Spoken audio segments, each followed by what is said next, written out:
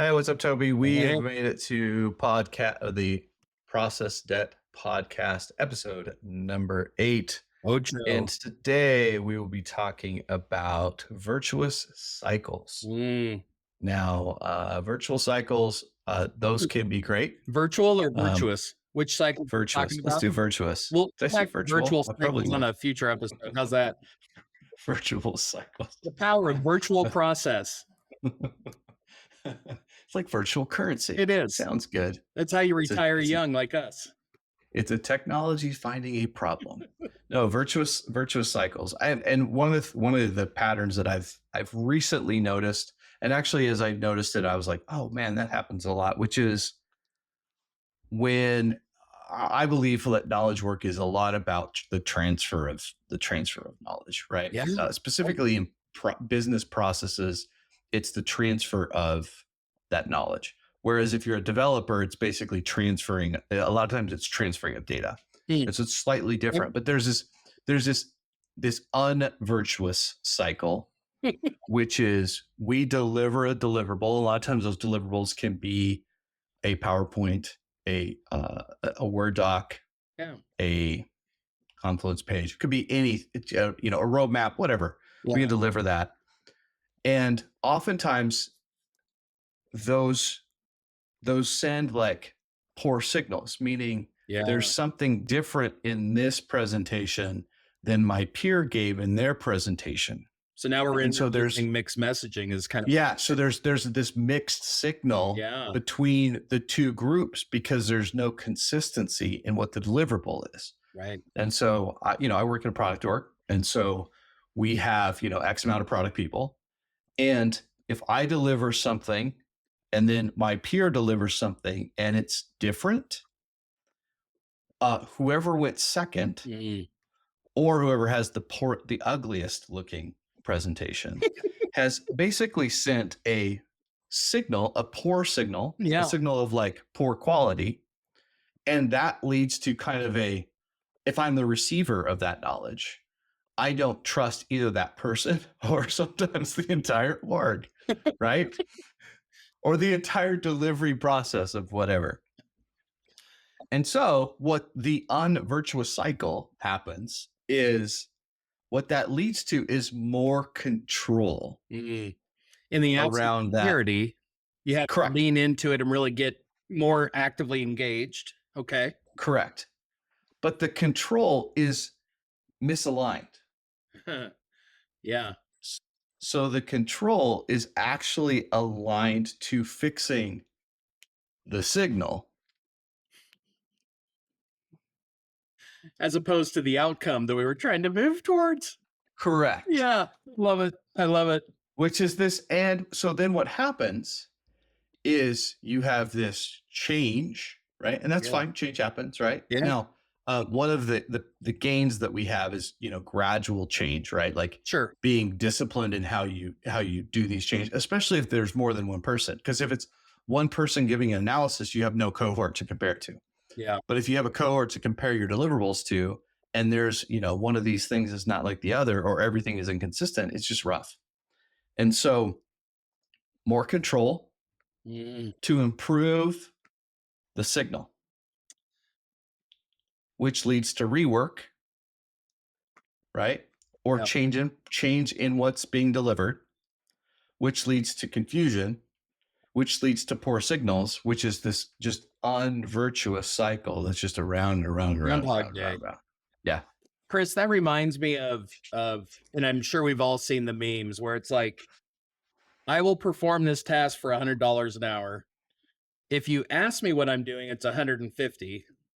Yeah. If you want to weigh in on my initial design before I deliver it, it's 200. Yep.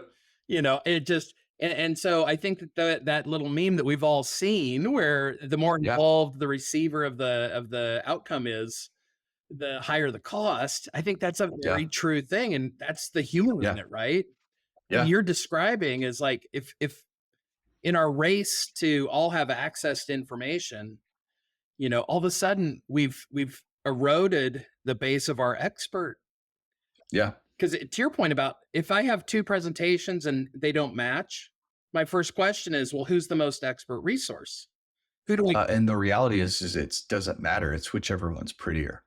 It is. Like that sounds ridiculous, but if what? Okay, like tell me this, right? No. You have an expert, they have a misspelling, Yeah. right? You have someone who's new, fresh, excited, and has a pretty PowerPoint. That's right. You're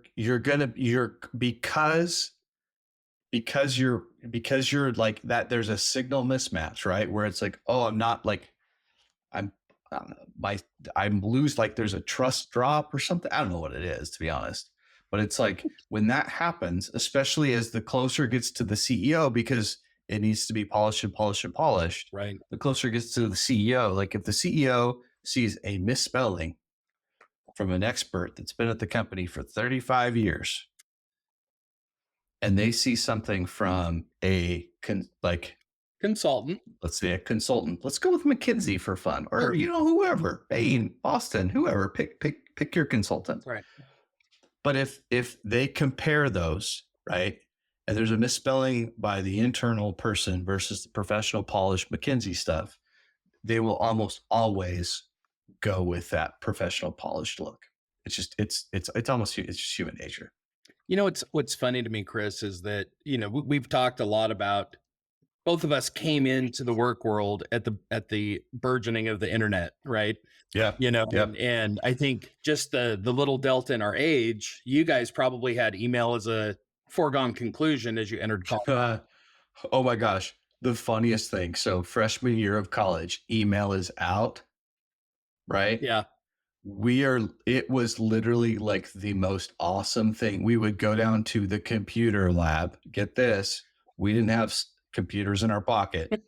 We didn't even have computers in our room. I think we had a typewriter. I'm pretty sure.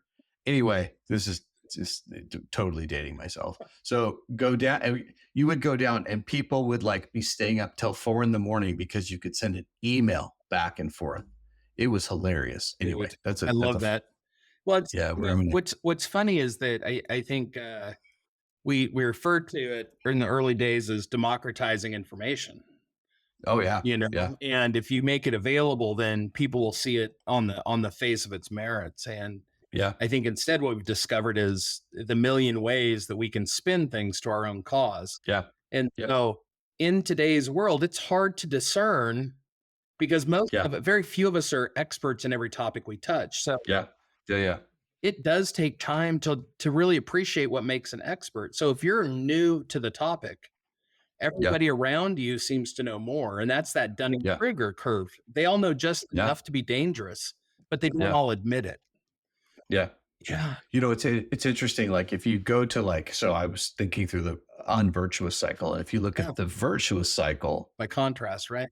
By contrast, it starts with the grounding, right? Which is when I receive something that's delivered, or some, the knowledge work piece of work, when that's received, it needs to be grounding, meaning it's consistent, right? So it also needs to, by definition, define like how big this is, right? And the area, right? So like kind of there needs to be some multiple things. There's probably more than that, but like I think of that of like that. I think if let's say it's a delivery as a PowerPoint, I think it should be 10 pages, completely standard stock, right? With 2 pages of autonomy. You can do whatever the heck you want on those 2 pages, right? Because we as humans, if we don't have autonomy, we're going to lose our mind. But again, it starts with that grounding, which leads to a familiarity, which should be boring. Yeah. That context should be familiar for the majority, right? Correct. And there should be that boringness, right? Should also expose the exceptions. Because the exceptions are what the receiver should care about. And then those exceptions should lead you to the identifiable root cause, which should lead to a solution, which leads to trust, right? Which is kind of that virtual cycle. So those are just That's my musings of the day. Chris, it makes me wonder, uh, generationally, you know, and then depending on the kind of expertise that you've developed, what is true can be a lot harder to discover. And so it does make me Yeah. wonder if a significant number of leaders have simply failed to keep pace with how they identify what's true. Yeah. You know, if the two PowerPoints feel like they carry equal merit, Yeah. I don't know if that's the byproduct of not understanding the nature of data manipulation, or if it's that Yeah. everybody is maybe so transient now that there's few Yeah. experts. Yeah. What's interesting is I've thought about the QBR process Yeah. of like, if you were to, you know, if I was to do some consulting on that QBR process, I would literally create a Microsoft form, a job form. I don't care what form Yeah. it is, Yeah. where it's literally prescriptive. Fill out the stupid thing. Yeah. It's a status report. Correct. Fill out the thing, Yeah. right? Then give it to your design team to make the PowerPoints Right. and then polish them, Yeah. right? Like that would be a very, very efficient and like elegant workflow. And then what you could do, right? Since you've got this all in a form, you basically say, we're going to change one thing per quarter. Mm. So you add, subtract. The other thing is you've got it in a form. So if you want to say what the people said before, you Got could just go back and check it, right? Like you could say, hey, look, trust you know, and Joe, verify? yeah, What? yeah. Wait a second.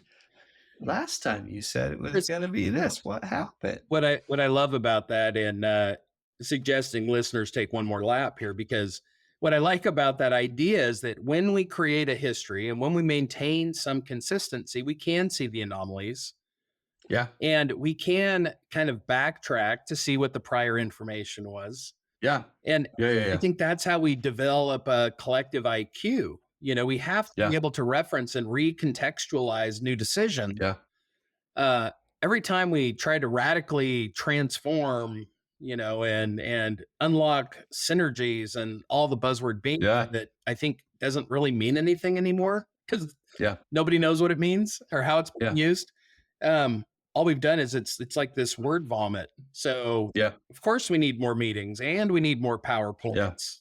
Can you craft two more memos and give me a TikTok dance on that idea? Yeah. Well, and you and I worked on that cash flow calculator Yeah. that was just basically like, look, here's your scenarios, right? Yeah. It locks down, right? You could go and basically say, look, this is what I predicted.